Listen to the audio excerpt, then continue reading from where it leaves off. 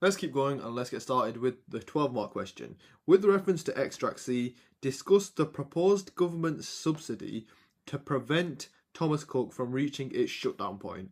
So this is definitely a quite unique question and a bit more difficult than the rest of this section C. So let's have a quick look over extract C, where it mentions the government subsidy and the shutdown point. So having another look over that last paragraph where it mentions the subsidy, the UK Prime Minister admitted the government refused to grant a 150 million, so that's a great big application, as a subsidy to rescue Thomas Cook in the short run.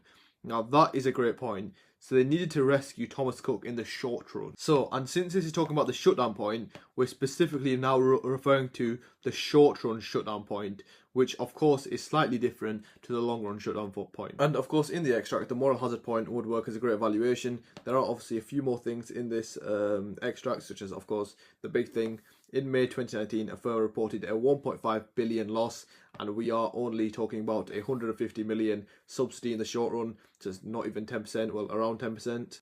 Okay, let's get started. So from the extract, we picked up that Thomas Cook could be operating below a short-run shutdown point. And what is the condition for being below your short-run shutdown point? That is, of course, when your average variable costs are greater than your price. Now, why is it so dangerous if average variable cost is greater than price? And why do firms shut down if they reach this condition?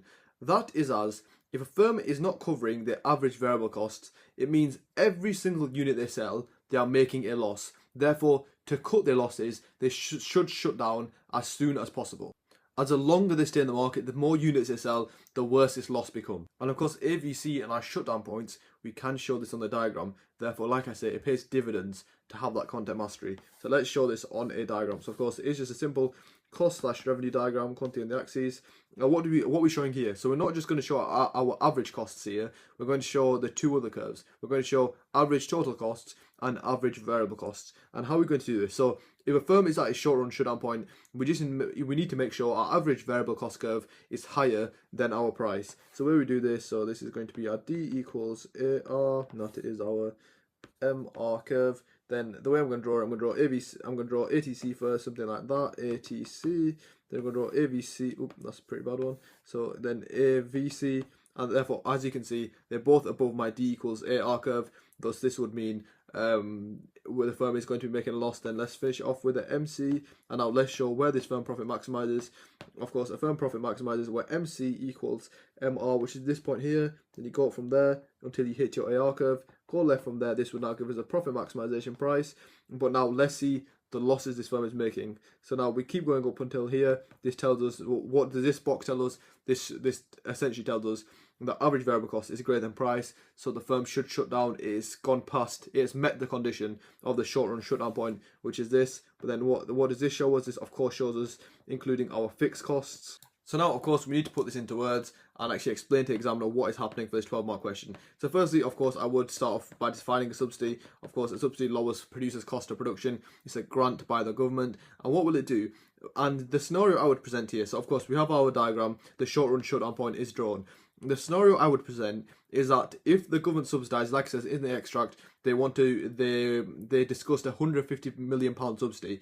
If the government gives Thomas Cook this £150 million subsidy, it could lower AVC to the point somewhere like here, where now average variable cost is below price, which means now we are below our short run shutdown point condition, thus meaning that the firm can continue to operate in the short run and then use that to help reduce costs and move forward in the long run. And in past years, I've had lots of students say this question is quite tricky, but from here, I would go on to say how if Thomas Cook can survive in the long run, they could restructure and they could use that. They could use that, for example, as it says in the extract, they are mainly an in-person company and they were trying to fight off the emerging internet rivals. But they could use this time they're still in the market in the short run. They could use this to restructure, become more of an internet-based company. And of course, really here, I'm trying to dig out in the extract.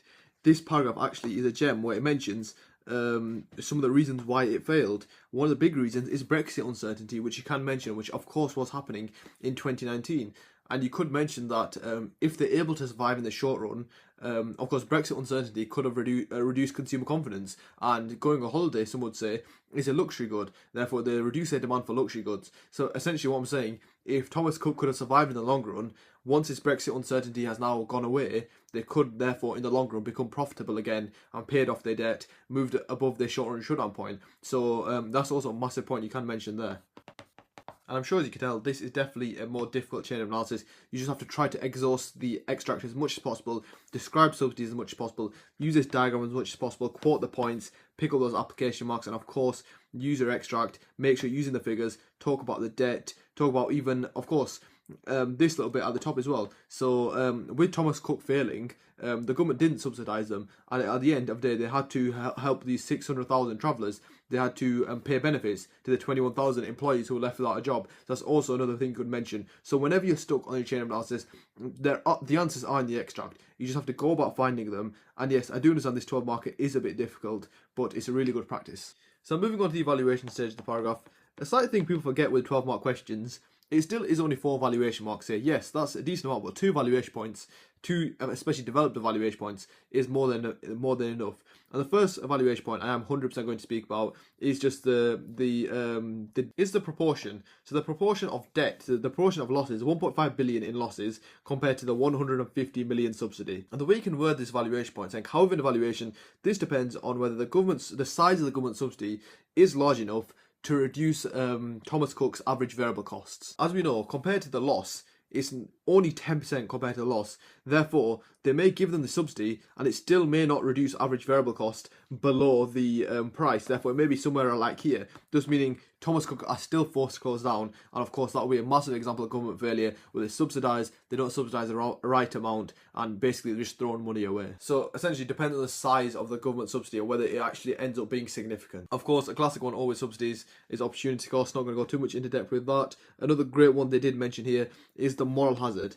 The massive moral hazard this sets up if the government subsidises Thomas Cook. As what happened in 2008, when the banking sector failed, they called them too big to fail. Why is that? As when they failed, the government bailed them out, and that creates a massive moral hazard. And what does it mean for a moral hazard? There was no consequence on the banking sector for failing. Since, yeah, they failed, they made the wrong decisions, they took too much risk, but what happened in the end? The government just came and saved them. And if the government came and saved Thomas Cook, that will lead to probably future companies trying the same thing where they take too many risks, they end up failing, and the government would have to bail them out, and it sets a really poor precedent. Therefore, you could say in the long run, due to the moral hazard, it could lead to massive strains on the government budget, as they would have to be bailing out lots of companies, massive economic uncertainty, as lots of firms would take massive risk, maybe lots of debt-fueled risk, and therefore, with them all expecting the government to bail them out, if they don't, it could lead to massive recessionary pressures. Now, another great evaluation point stems from a very popular economics book, which is The Power of Creative Destruction.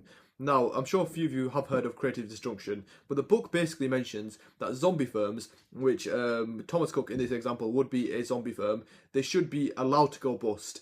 And therefore, it allows more efficient companies, more efficient firms to use the resources that they've left. Essentially, Thomas Cook has forced itself out of the market, making massive losses, not efficient enough. Therefore, instead of the government trying to bail them out, they should just let the free market do its job. And another firm will come, another profit maximising firm will come into the market, will solve the gap, and will be able to use those resources that Thomas Cook had more efficiently. And that concept of zombie firms is actually mentioned by the examiners. It's a really good one to do a bit of research on. But yeah, that's more than enough evaluation for this paragraph. And like I said, most students that do this question do struggle with it a bit, so do not worry if it's a bit of a difficult question. Just try to use it as a revision, especially if you maybe weren't clued up on this diagram. Make sure you revise it, as remember, any part of the spec can be assessed.